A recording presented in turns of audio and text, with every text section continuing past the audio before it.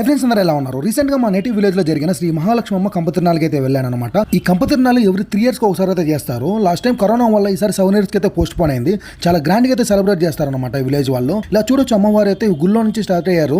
ఊర్లో అయితే టెంపుల్ అయితే ఉంటుందన్నమాట. టెంపుల్ నుంచి అమ్మవారు ఆమె వెలిసిన చోటుకి అయితే తీసుకొని వెళ్ళి ఎక్కడైతే 2 days అయితే సెలబ్రేట్ చేస్తారు. ఈ వీడియో అమ్మవారి తిరునాళ్ళ సెకండ్ డే అనమాట. ఫస్ట్ డే అయితే అమ్మవారి టెంపుల్లోనే కుంకుమ పూజలు అయితే చేశారు.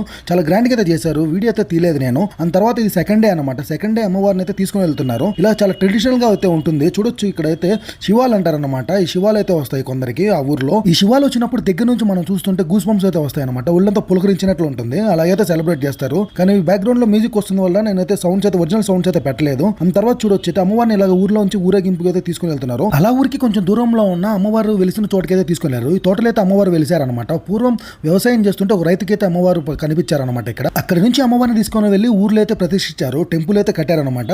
అలా అమ్మవారిని అయితే ఇక్కడికైతే తీసుకొని వచ్చి ఒక 2 days అయితే ఉంచుతారు. చుట్టుపక్కల ఊర్ల నుంచి, చుట్టుపక్కల మండలాల నుంచి అయితే చాలా మంది అయితే జనాలు అయితే వస్తారనమాట. తండలుగా అయితే తరలి వస్తారు ఆ 2 days. ఫైనల్ డే అయితే కంపలు అయితే బొర్లుతారనమాట. అది నెక్స్ట్ వీడియోలో పోస్ట్ చేస్తాను. ఈ వీడియోలో అమ్మవారిని అయితే తీసుకొని వచ్చారు. ఇక్కడ కనిపిస్తున్న పందిర్లు అయితే 2 days అయితే ఉంచుతారనమాట భక్తుల దర్శనార్థం. ఇక్కడ చూసారు కదా అమ్మవారు ఎంత చక్కగా ఉన్నారు. Okay friends.